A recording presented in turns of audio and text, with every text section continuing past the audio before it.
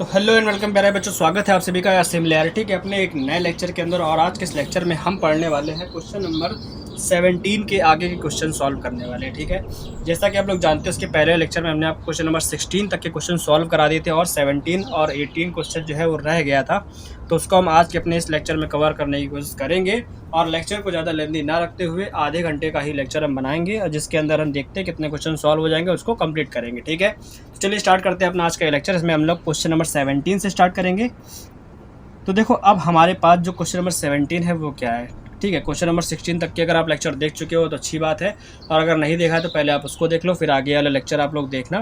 देखो, सिमिलैरिटी का टॉपिक है हमारा और क्वेश्चन नंबर 17 के अंदर क्या गिवन है, कह रहा है the altitude BN and CM of triangle ABC meet at H, prove that. हमको प्रूफ करना है क्या। देखो, पहले तो एक ट्राइंगल ABC ड्रॉ करो क्योंकि इसके अंदर कोई फिगर गिवन नहीं है। तो हमने एक ट्राइंगल AB और C ये ड्रॉ कर लिया है। ठीक है, BN और CM, देखो B से एक परपेंडिकुलर डालोगे क्योंकि यहाँ पर ऑल्टीट्यूड कह रहा है, तो ऑल्टीट्यूड का मतलब होता है कि हाइट।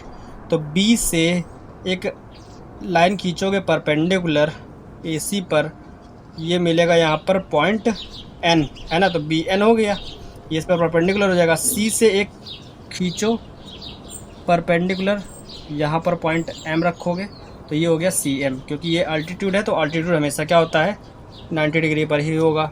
मीट्स एट H, यानी कि ये H पॉइंट पर मीट करते हैं, इस वाले पॉइंट पर। देन प्रूफ दैट, हमको ये तीनों चीज़ें प्रूफ करनी है। ठीक है, यहाँ पर 3 अलग अलग क्वेश्चंस हैं जिनको हमें प्रूफ करना है। तो सबसे पहले हमको जो प्रूफ करना है वो क्या है, सबसे पहले हमको प्रूफ करना है CN into HM is equal to BM into HN।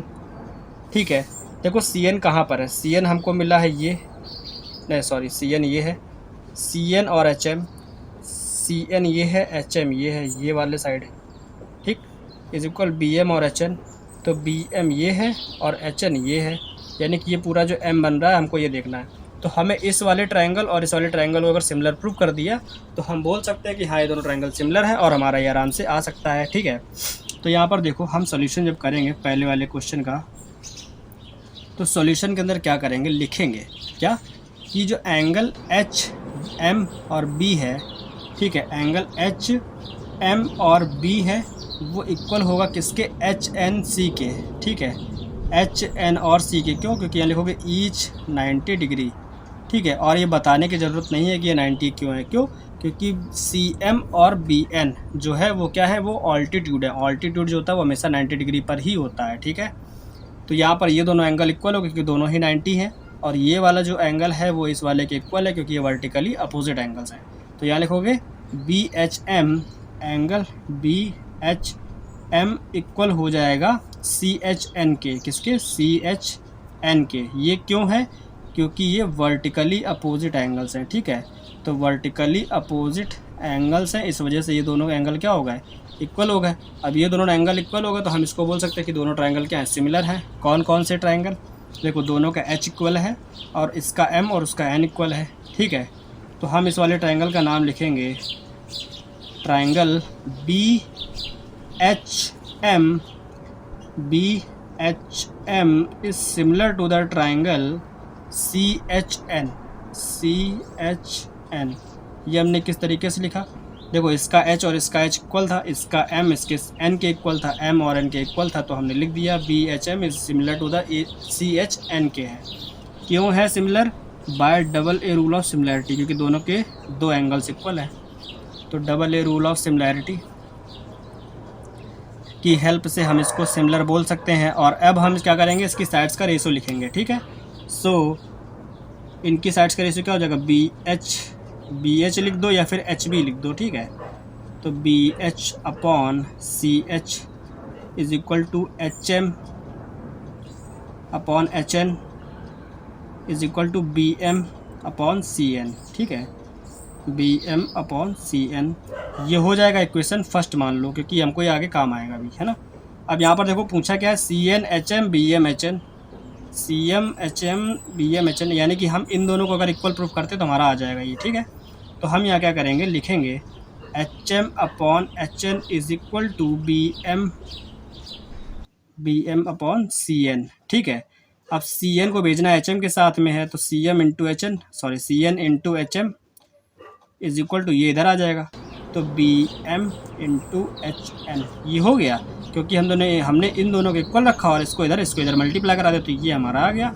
और यही हमको प्रूफ करके लाना था पहले पार्ट में, तो पहला पार्ट हमारा प्रूव हो गया। हम यहाँ पर लिख सकते हैं हेंस प्रूव्ड। ठीक है, तो ज़्यादा टाइम वेस्ट नहीं हुआ हमारा और हमारा ये आराम से सॉल्व होके आ गया है। ठीक है, तो ये हमारा पहला पार्ट सॉल्व हो गया। जो इसका सेकंड पार्ट है ना, इसको सॉल्व करने का बहुत ही आसान तरीका है। क्या है, देखो यहाँ पर ध्यान से कि हमें इसी वाले को यूज़ करना होगा। यहाँ पर क्या है, सेकंड पार्ट के अंदर जो प्रूफ करके लाना, पहले तो हम वो लिख दे रहे हैं। तो यहाँ पर एच सी अपॉन में H B is equal to लाना है C N into H N upon B M into H M ये लेके आना रूट के अंदर। ठीक है, तो इसको देखो लाने का तरीका क्या है। हम सबसे पहले यूज़ करेंगे from equation first. From equation first हम लिख सकते हैं कि H C upon H B, देखो H C upon H B चाहिए ना, यहाँ पर हमको H B upon H C पता है, तो हम इसका उल्टा लिखेंगे। क्या लिखेंगे कि अगर हमको यहाँ पर H B upon H C पता है, H B upon H C ये पता है, ये क्या है, ये है H M upon H N, और यहाँ पर B M upon C N के इक्वल है। हमको यहाँ पर H C upon H B चाहिए, यानी कि इसका उल्टा चाहिए। तो अब पहले हम इसको इसके इक्वल रखेंगे, फिर इसके इक्वल रखेंगे, दो इक्वेशन बनाएंगे। तो अगर हम H C upon H B लिखेंगे तो H C upon H B is equal to H N upon H M हो जाएगा, H N upon H M हो जाएगा। तो इसको इक्वेशन मानेंगे सेकेंड। ठीक है, अब हम इसको इसके इक्वल रखेंगे, लेकिन हमें उल्टा रखना है, H C upon H B करेंगे तो ये वाला पार्ट भी उल्टा ही हो जाएगा, यानी कि H C upon H B is equal हो जाएगा C N upon B M. C N ऊपर चला गया ना, क्योंकि हमने इसको उल्टा करके लिखा है। इक्वेशन हो गई थर्ड, इसका मल्टीप्लाई करा दो, equation second into equation third का मल्टीप्लाई करा दो, equation second multiplied by equation third. जब कराओगे तो क्या हो जाएगा, H C upon H B दोनों बार H C upon H B into H C upon H B हो जाएगा। लेफ़्ट वाले पार्ट का मल्टीप्लाई लेफ़्ट वाले पार्ट से, इस राइट वाले पार्ट का राइट वाले से, H N upon H M, H N upon H M into C N upon B M, C N upon B M multiply हो जाएगा। तो यहाँ पर हुआ क्या, ये हो जाएगा H C upon H B का whole square, H C upon H B का whole square is equal H N into C N. ठीक है, या C N into H N लिख दो, अपॉन में B M into H M लिख दो, B M into H M ऐसे लिख देंगे। इसका रूट हटाओगे तो यहाँ पे लग जाएगा स्क्वायर। तो H C upon H B is equal to root के अंदर C N into H N upon में B M into H M, ये हो गया। यही प्रूफ करके लाना, तो ये पूरा प्रूफ हो गया। तो यहाँ लिख दोगे हेंस प्रूव्ड। ठीक है, तो ये वाला तो ईजी था, है कि नहीं, कि हमने इसी का यूज़ करके ही इसको सॉल्व कर दिया। क्यों, क्योंकि ये हमको पहले से ही पता था साइड्स का रेशियो इक्वल है, तो हमने इसका इक्वल रख करके सॉल्व कर लिया। अब देखो क्या करना है। अब हमारे पास जो चैलेंजिंग क्वेश्चन है वो इसका अगला पार्ट है। क्या, इसमें थर्ड पार्ट कह रहा है एम एच एन जो है बी एच सी के इक्वल है। ठीक है, मतलब सिमिलर लाना है। एम एच एन, यहाँ पर कोई ट्रायंगल तो है नहीं, हम इसको मिला देंगे। ठीक है, ये अगर हम इसको मिलाते हैं तो एम एच एन ये वाला ट्रायंगल मिल जाएगा। बी एच सी के इक्वल लेके आना है। ठीक है, इक्वल लेकर के आना है। ठीक, चलो अब इसको सॉल्व करने का तरीका क्या है, देखो यहाँ पर ध्यान से, इसको हम किस तरीके से सॉल्व करेंगे, है ना। तो देखो, इसको सॉल्व करने के लिए हमें क्या करना होगा, हमें इन दोनों ट्रायंगल के किन्हीं भी दो एंगल्स को या फिर किन्हीं भी दो साइड्स के रेशियो को इक्वल करना होगा। अब हमें पता है कि इस वाले ट्रायंगल के अंदर ये वाली और ये वाली साइड आ रही है, इस वाले ट्रायंगल के अंदर ये वाली और ये वाली साइड आ रही है, और हमें इन दोनों साइड्स का रेशियो जो है इक्वल पता है, क्योंकि अभी हमने ये जो सॉल्व किया है ना, इसकी हेल्प से हम कर सकते हैं। हमें क्या चाहिए, H M, H N, B H और एच सी चाहिए। तो बी एच और एच सी, एच एम और एच एन, अगर इन दोनों को देखें तो ये दो साइड्स के रेशियो इक्वल है, यानी कि इस वाले ट्रायंगल और इस वाले ट्रायंगल में दो साइड्स के रेशियो ऑलरेडी इक्वल है। बस एक एंगल इक्वल कर देंगे तो सिमिलर आराम से प्रूव हो जाएगा। ठीक है, तो हम क्या करेंगे, हम इस वाले को सॉल्व करते टाइम सबसे पहले तो ये लिखेंगे कि ये थर्ड पार्ट हम सॉल्व कर रहे हैं क्वेश्चन नंबर 17 का। ठीक है, यहाँ लिखोगे from equation first equation first में हमको साइड्स का रेशियो पता था ना, साइड्स का रेशियो गिवन था, तो यहाँ लिखेंगे H B upon H C is equal to H M upon H N is equal to B M upon C N, ऐसे लिखेंगे क्योंकि इक्वेशन फर्स्ट यही है। सो यहाँ से हम लिखेंगे क्या, यहाँ से हम इन दोनों को इक्वल कर देंगे कि H B upon H C जो है वो इक्वल है H M upon H N के, ठीक है, ये इक्वल है, ठीक है।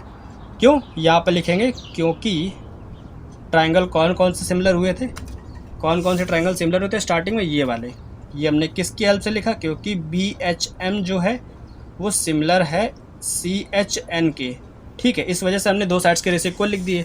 बट हमको देखेंगे तो ये वाला एंगल इस वाले एंगल के इक्वल दिख रहा है, ये वाला एंगल इस वाले के इक्वल है, क्यों, क्योंकि दोनों वर्टिकली अपोजिट हैं।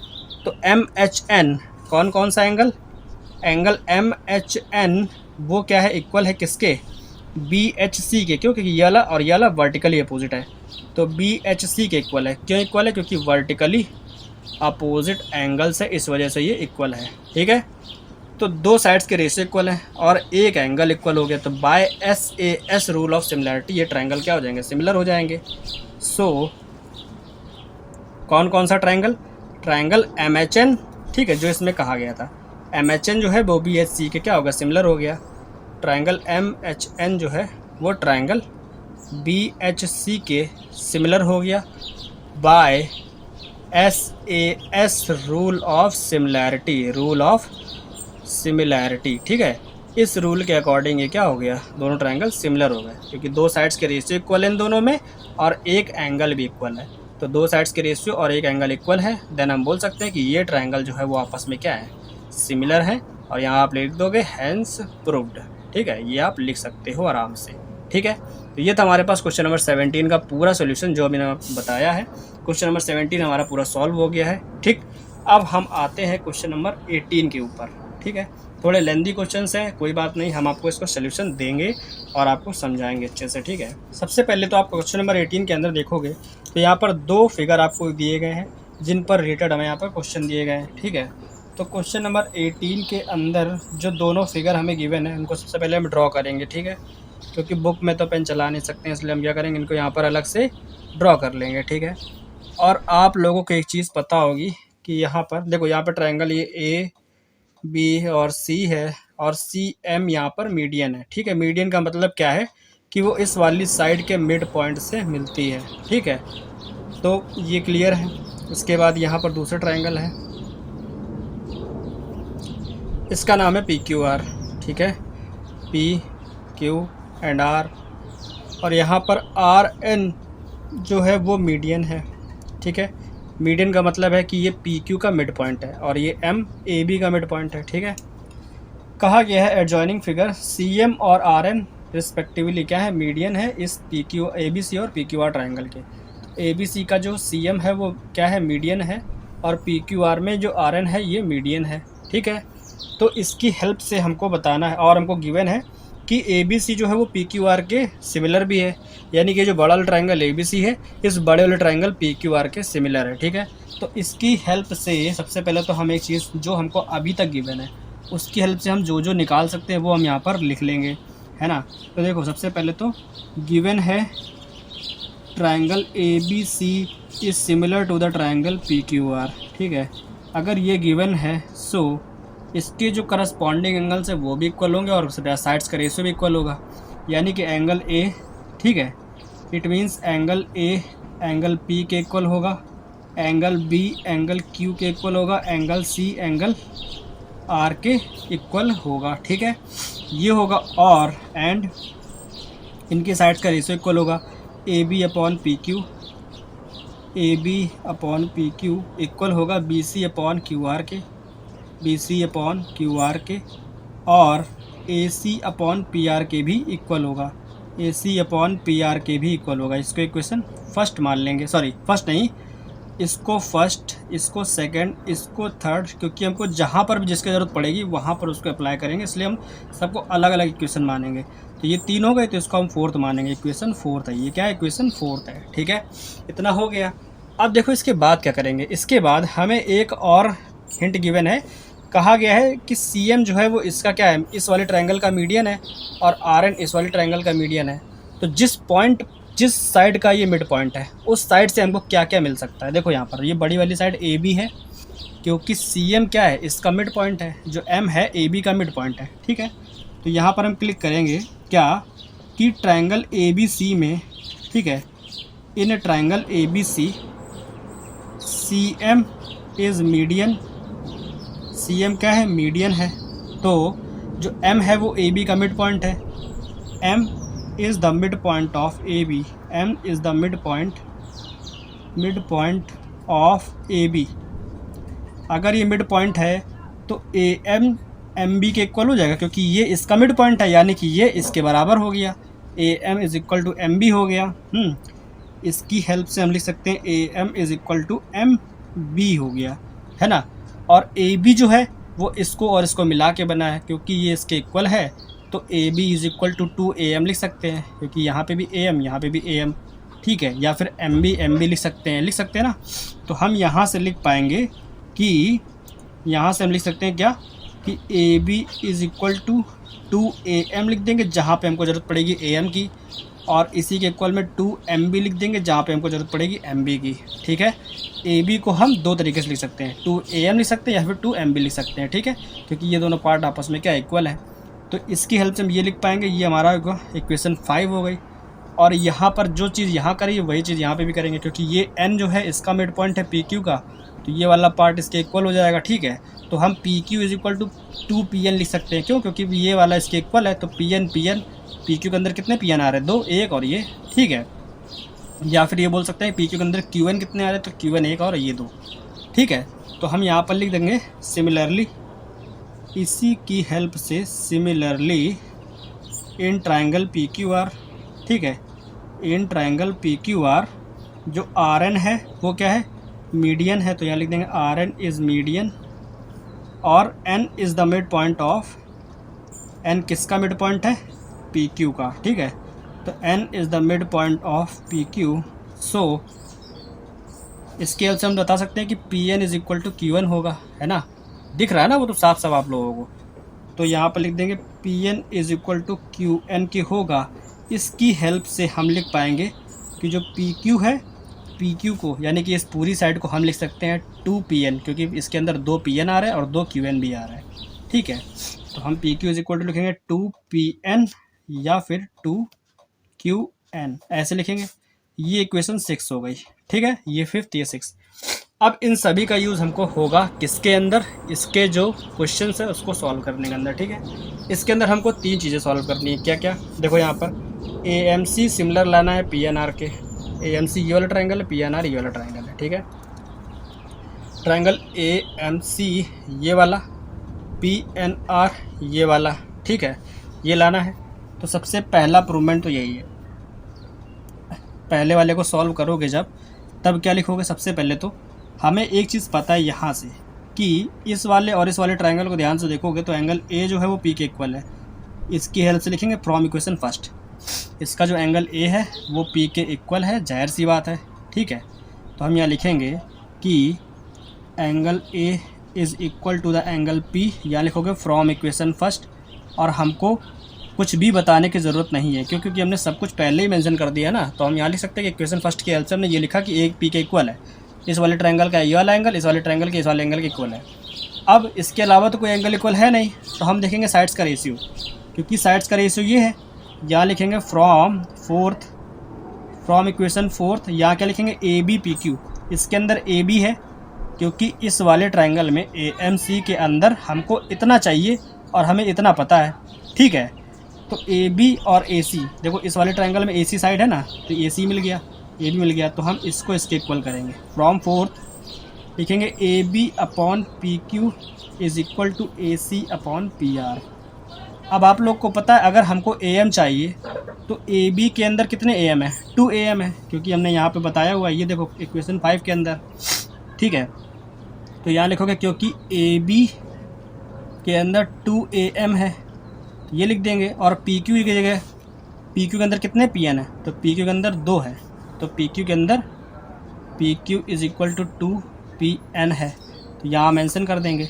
जब यहाँ लिखोगे ए बी की जगह पे 2am और पी क्यू की जगह 2pn, ये n है ध्यान रखना, तो AC अपॉन PR वैसे ही रहेगा, 2 से 2 कैंसिल हो गया, तो AM upon PN is equal to AC upon PR।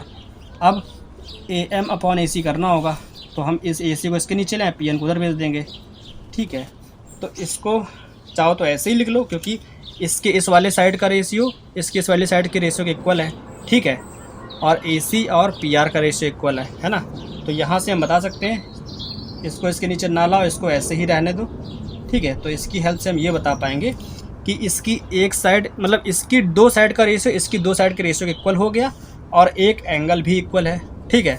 तो इसकी हेल्प से हम बोल सकते हैं कि इसका पहला ट्रायंगल इसके दूसरे ट्रायंगल के क्या है, सिमिलर हो गया, ठीक है, क्योंकि यहाँ पर ये आ गया, ठीक है। तो यहाँ लिख देंगे सो ट्रायंगल कौन कौन सा, पहला AMC है, triangle AMC is similar to the triangle PNR, ठीक है। और इसका जो एंगल A था वो P के इक्वल था ही था, और बाकी हमने इसके साइड्स के हिसाब से लिख दिया है ना, जो एंगल इक्वल है वो तो हमने लिख दिया पहले ही, और AM जो है वो PN के इक्वल था, तो हमने इस तरीके से इसके ट्रायंगल लिख दिए। और जब कभी भी आपको क्वेश्चन के अंदर गिवन हो कि इन दोनों ट्रायंगल को सिमिलर करना है, तो जब ये सिमिलर आप कर लो, यानी कि जब इस तरीके कंडीशन बना लो, उसके बाद यही वाले नाम वहाँ पे लिख दो, ठीक है। वहाँ पर आपको कॉन्ग्रुएंसी देखने की ज़रूरत नहीं है, क्योंकि ये पहले से ही सब डिसाइडेड होता है, ठीक है। तो यहाँ पर हमने लिख दिया AMC is similar to the PNR by SAS rule of similarity, क्योंकि दो साइड्स के रेशियो इक्वल है और एक एंगल इक्वल है, तो by SAS rule of similarity हमने ये प्रूफ करके दिखा दिया, ठीक है। तो यहाँ से हमारा ये क्लियर है और हमारा ये फर्स्ट वाला जो क्वेश्चन है वो प्रूव हो गया। यहाँ लिख दोगे हैंस प्रूव्ड, ठीक है। मेरे ख्याल से आपको समझ में भी आ गया होगा, क्योंकि ये इजी है, ज़्यादा टफ नहीं है। अब इसके बाद देखो क्या है, इसके बाद जो सेकंड क्वेश्चन है इसी के अंदर वो क्या है, CM upon RN is equal to AB upon PQ, CM upon RN is equal to AB upon PQ, ये करना है, ठीक है। तो CM और RN हमको इसके अंदर मिलेंगे, क्योंकि ये दोनों सिमिलर ट्रायंगल हैं, तो इनकी साइड्स का रेशियो भी इक्वल होना चाहिए। देखो हमको इसकी ज़रूरत पड़ने वाली है आगे चल के, ठीक है। तो हम इसको इक्वेशन मान लेते हैं 7, ठीक। अब देखो यहाँ पर क्या है, अभी हमने जो प्रूफ किया है उसकी हेल्प से हम ये सेकंड वाले पार्ट को प्रूफ करके ला सकते हैं, ठीक है।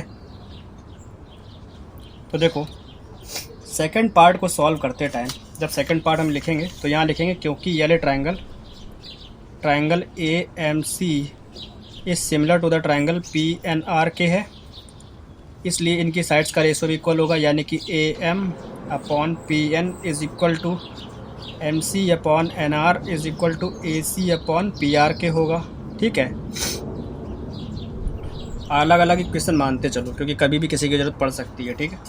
हमको प्रूफ करके लाना है CM अपॉन RN, क्या लाना है CM अपॉन RN, यानी कि इसकी ज़रूरत पड़ेगी AB upon PQ, AB upon PQ हमको इससे मिल जाएगा, ठीक है। कैसे मिलेगा वो हम बताते हैं आपको, ठीक है। तो इसकी हेल्प से हम क्या करें, सबसे पहले तो इसको नोट करेंगे, AM upon PN is equal to CM upon RN लिखना था ना, इसी NR को हमने RN लिख दिया है, ठीक है। कोई दिक्कत तो नहीं मेरे ख्याल से।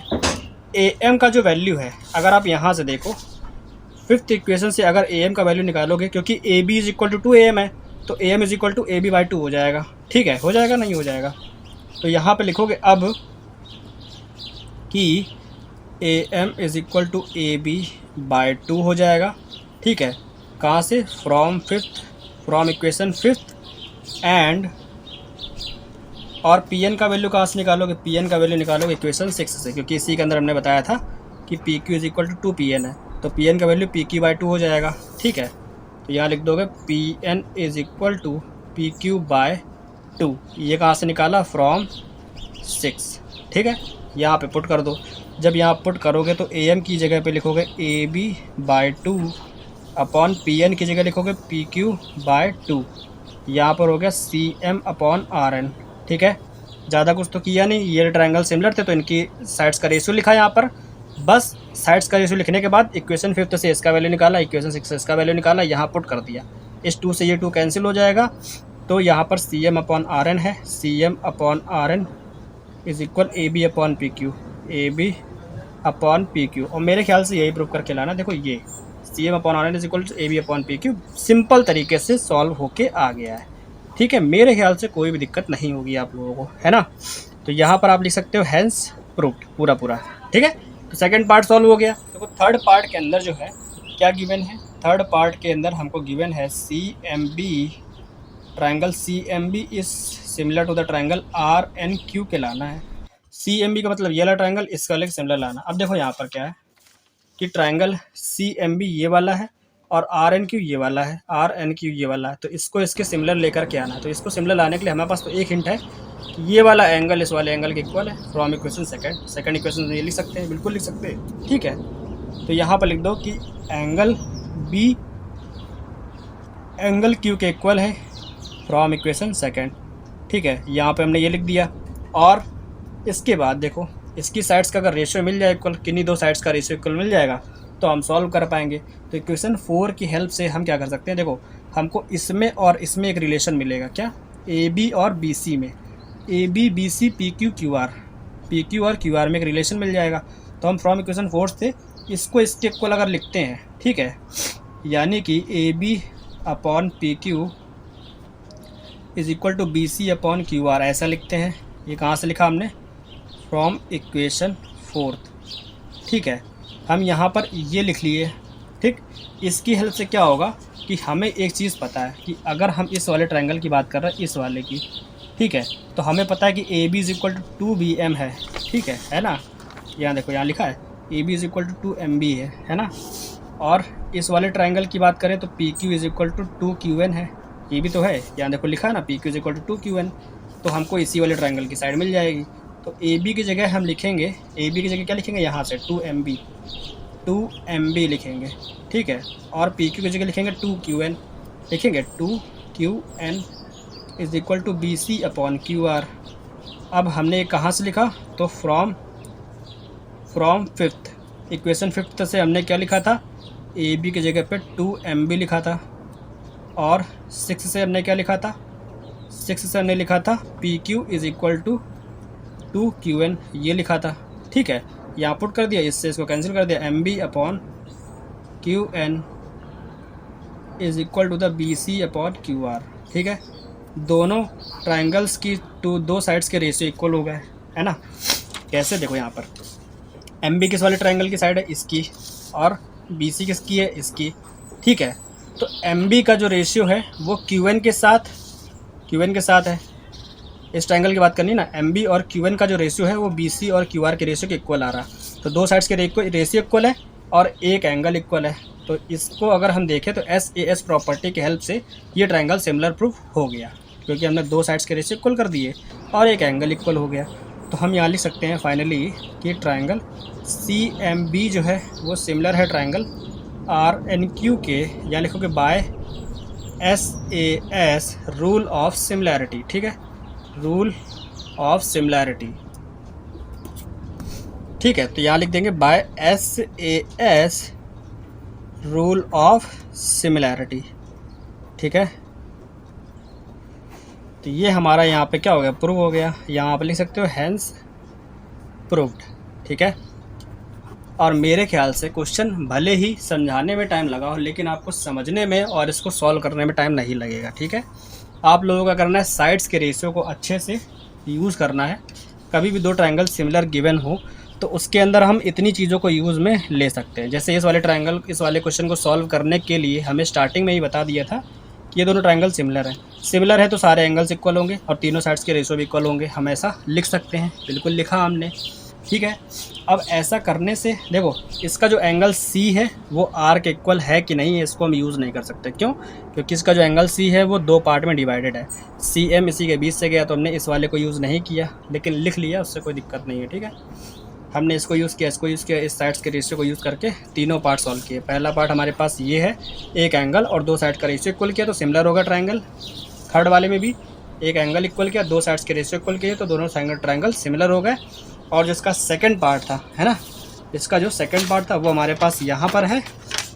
उसको हमने कुछ इस तरीके से बताया, एक सेकंड, ये देखो सेकंड वाले पार्ट को हमने इस तरीके से बताया कि जब हमने पहले वाले को सॉल्व किया तो ये दोनों ट्रायंगल सिमिलर हुए, तो इसकी साइड्स का रेशियो इक्वल है। इसकी साइड्स के रेशियो को इक्वल करके हमने यहाँ पर सेकंड वाला पार्ट अभी सॉल्व किया था, ठीक है, जो कि हमने आपको समझाया अच्छे से। मेरे ख्याल से आपको समझ में आया होगा। और अब हम बढ़ते हैं आगे क्वेश्चन नंबर 19 की ओर, देखते हैं कि उसके अंदर क्या है, ठीक है। और अभी तक जो आपको बताया मेरे ख्याल से आप लोगों को समझ में आया होगा, ठीक है। तो चलिए अब बात कर लेते हैं क्वेश्चन नंबर 19 की। क्वेश्चन नंबर 19 जो है वो हमारे पास कुछ इस तरीके से है। इसका जो फिगर है वो थोड़ा सा कॉम्प्लेक्स आप लोगों को लग सकता है, इसलिए हमने इसको पहले ही यहाँ पर ड्रॉ करके रख लिया हुआ है, ठीक है। अब देखो यहाँ पे गिवन क्या क्या है, कहा गया है कि AD एंड BE जो है वो ट्राइंगल ABC के क्या है, मीडियंस है, ठीक है। ये जो ट्राइंगल ABC दिख रहा है उसमें AD और BE जो है वो मीडियन है। मीडियन तो इससे क्या मिलता है हमको, इससे ये पता चलता है कि D जो है वो BC का मिड पॉइंट है, E जो है वो AC का मिड पॉइंट है, ठीक है, ये पता चलता है। तो इसमें कह रहा है कि जो DF है वो BE के पैरेलल ड्रॉ किया गया है, ठीक है। जो BE है मीडियन, इसी के पैरेलल DF ड्रॉ किया गया है, ठीक है। तो हमको पहला नंबर प्रूफ करना है। तो पहला जो इसके अंदर है पार्ट, वो हमको प्रूफ करके लाना है कि EF is equal to FC के लाना है, यानी कि हमें ये इसके इक्वल प्रूफ करके लाना है। अब ये चीज़ अच्छा आप लोग ध्यान से देखो कि अगर इसको छोड़ दो थोड़ी देर के लिए और यहाँ पर देखो कि अगर हमारे पास कोई ट्रायंगल AB और C है, और मैं अगर आपसे कहूँ कि जो D है वो AB का मिड पॉइंट है और BC के पैरेलल मैं एक लाइन खींचूँ DE, ठीक है। अगर BC के पैरेलल मैं एक लाइन खींचूँ DE, क्योंकि D इसका मिड पॉइंट है तो ये आगे वाली साइड के मिड पॉइंट से ही तो मिलेगा, है ना। और यही बताता है हमको मिड पॉइंट थ्योरम। तो मिड पॉइंट थ्योरम का यूज़ करते हुए हम बोल सकते हैं कि अगर DE BC के पैरेलल है तो E जो है वो AC का मिड पॉइंट होगा, ठीक है। ये होता है मिड पॉइंट थ्योरम की हेल्प से हम बता सकते हैं। तो वही चीज़ यहाँ पर है, वही चीज़ यहाँ पर है क्या कि जो BE है, DF जो है वो BE के पैरेलल क्या किया जा रहा है, ड्रॉ किया गया है। अब क्योंकि D जो है वो BC का मिड पॉइंट है, तो जिस पॉइंट से जाकर के ये लाइन मिलेगी वो भी तो उस वाली साइड का मिड पॉइंट ही होगा, यानी कि EC का मिड पॉइंट होगा, है ना। अगर हम अब क्वेश्चन सॉल्विंग की हेल्प से अगर देखो, अब हम क्या करते हैं क्वेश्चन पे आते हैं। ये तो हमने आपको एग्जांपल तो रफ फिगर से बताया, ठीक है। अब इसके अंदर देखो तो ट्रायंगल BEC के अंदर, ठीक है, क्या आपको ट्रायंगल BEC दिख रहा है? अगर नहीं दिख रहा है तो हम इसको अलग से ड्रॉ कर रहे हैं आपके लिए। ये देखो, ये ट्रायंगल B है, ये E है और ये C है। यहाँ पर पॉइंट D है, क्योंकि D जो है वो BC का मिड पॉइंट है, D जो है वो BC का मिड पॉइंट है। और BE के पैरेलल अगर हम DF ड्रॉ करते हैं तो BE के पैरेलल अगर DF ड्रॉ किया गया है तो जो F पॉइंट है वो भी तो EC का मिड पॉइंट होगा, है ना। EC का मिड पॉइंट होगा क्योंकि मिड पॉइंट थ्योरम में ये बताया जाता है, ठीक है।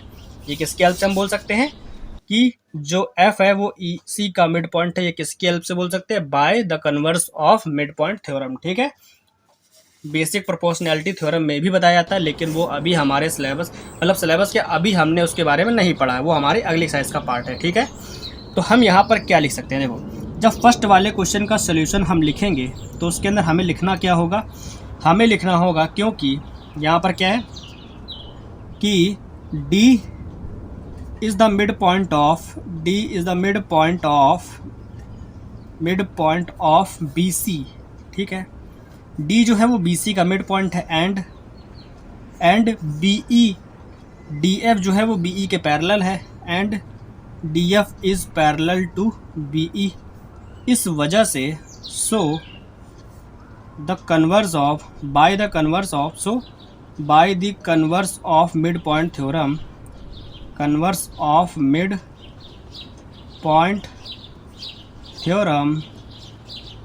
ठीक है, by the converse of mid point theorem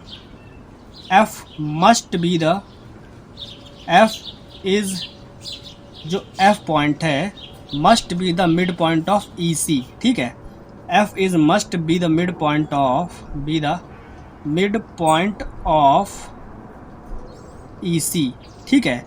कि मिड पॉइंट थ्योरम की हेल्प से हम बोल सकते हैं कि F जो है वो EC का मिड पॉइंट होगा ही होगा, ठीक है। इस वजह से हम बोल सकते हैं कि अगर F इसका मिड पॉइंट है तो ये इसको दो इक्वल पार्ट में डिवाइड करता है, मतलब EF जो है वो FC के इक्वल होगा, hence EF is equal FC होगा। और ये हमारा प्रूव हो गया, ठीक है, ये हमारा प्रूव हो गया। पहला पार्ट तो हमारे यहाँ से क्लियर है, ठीक है, और मेरे ख्याल से आप लोगों को भी समझ में आ गया हो किस तरीके से ये होगा, ठीक है। ये हो गया पहला। अब सेकंड पार्ट है। सेकंड पार्ट में देखो क्या है। सेकंड पार्ट में कहा गया है कि जो AG और GD का रेशियो है वो 2:1 प्रूफ करके लाना है। AG रेशियो GD जो है वो 2:1 आएगा, ठीक है। कैसे? अब देखो, अगर इसको सॉल्व करने बैठोगे तो ये होगा बेसिक प्रोपोर्शनैलिटी थ्योरम की हेल्प से, लेकिन अभी वो हमारा पार्ट नहीं है, वो हमको अगले साइज में पढ़ना है, ठीक है।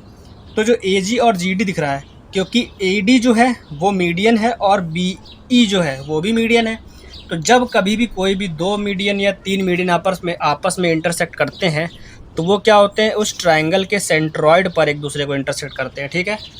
कहने का मतलब क्या है कि ऐसा कहा गया है, ये हमारे पास एक रूल है कि जब मीडियन जो है, ठीक है, कोई भी 2 मीडियन एक दूसरे को हमेशा सेंट्रॉइड पर ही क्या करते हैं, इंटरसेक्ट करते हैं। तो जो सेंट्रॉइड होता है ना, वो उस मीडियन को 2:1 के रेशियो में डिवाइड कर देता है, ठीक है। चाहे वो बात AD की करो चाहे BE की करो, ठीक है। जो सेंट्रॉइड होता है, यानी कि यहाँ पर जो पॉइंट G है वो क्या है, इस ट्रायंगल ABC का सेंट्रॉइड है, ठीक है। इस ट्रायंगल ABC का क्या है, जो पॉइंट G है वो इस ट्रायंगल ABC का सेंट्रॉइड है, और ये हर एक मीडियन को, यानी कि AD हो या फिर BE हो, उसको 2:1 के रेशियो में डिवाइड करता है, ठीक है। इस वाले और इस वाले पार्ट को 2:1 के पॉइंट में, मतलब रेशियो में डिवाइड करता है, ठीक। तो जब सेकंड पॉइंट को हम लोग सॉल्व करेंगे, इसके सेकंड पार्ट को, तो यहाँ लिखेंगे क्या, यहाँ लिखेंगे इट इज़ नोन दैट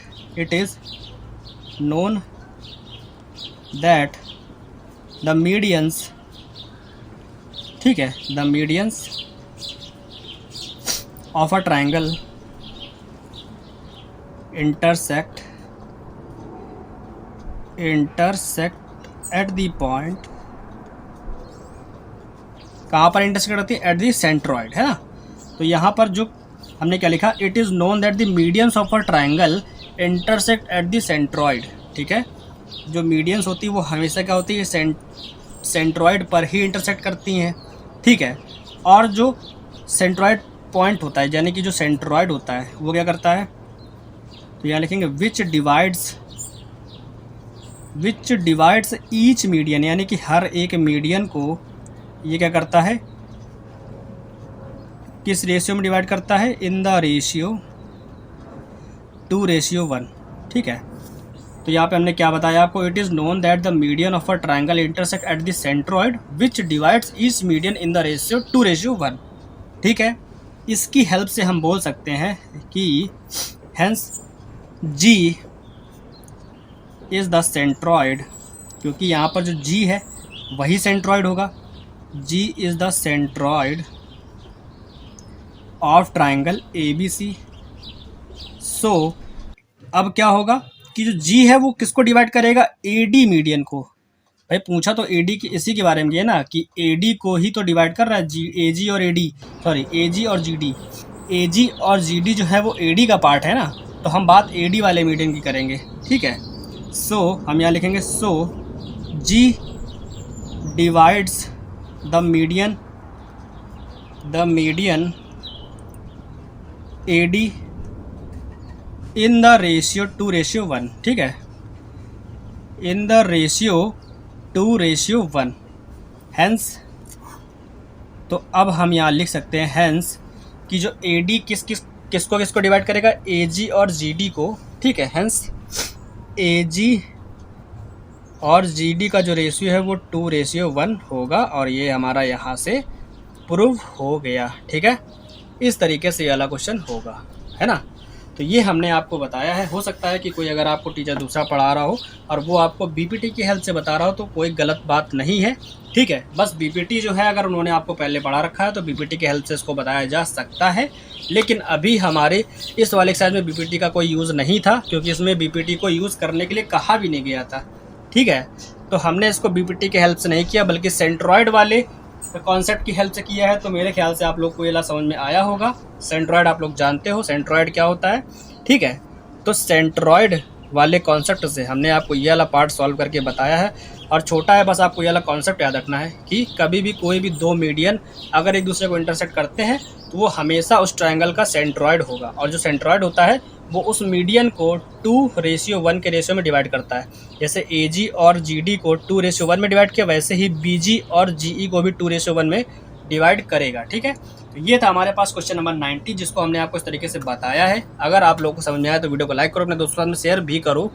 और जब हम आपको BPT पढ़ा देंगे, ठीक है, तो हम कोशिश करेंगे कि इस वाले क्वेश्चन को आप लोग को बेसिक प्रोपोर्शनैलिटी थ्योरम की हेल्प से भी एक बार बता दें, ताकि आप लोग के सारे डाउट क्लियर हो जाएं कि हाँ, इस क्वेश्चन को हम उस तरीके से भी सॉल्व कर सकते हैं। ठीक है, तो ये था क्वेश्चन नंबर 19। अब हम क्या करेंगे, जो नेक्स्ट वाला पार्ट है उसके अंदर 20, 21, 22 और 23, यानी कि इस वाले एक्सरसाइज को पूरा तरीके से ख़त्म करेंगे अपने नेक्स्ट लेक्चर में, है ना। हमने क्वेश्चन नंबर 19 तक के क्वेश्चन पढ़ लिए हैं और उम्मीद है कि यहाँ तक क्वेश्चन आप लोगों को समझ में आए होंगे जितने हमने सॉल्व किए हैं। ठीक है, और उम्मीद करते हैं कि जो नेक्स्ट पार्ट है हमारा वो इस एक्सरसाइज को पूरा ख़त्म कर देगा, जिसके बाद हम BPT पढ़ेंगे। ठीक है, तो चलिए आज के लेक्चर के लिए इतना ही रखते हैं, मिलते हैं नेक्स्ट लेक्चर में नए क्वेश्चन के साथ में। तब तक के लिए गुड बाय, टेक केयर, जय हिंद, मौज करो और पढ़ते रहो, अपनी एक्सरसाइज की तैयारी करते रहो, अपने बोर्ड्स की तैयारी करते रहो। Good bye, take care.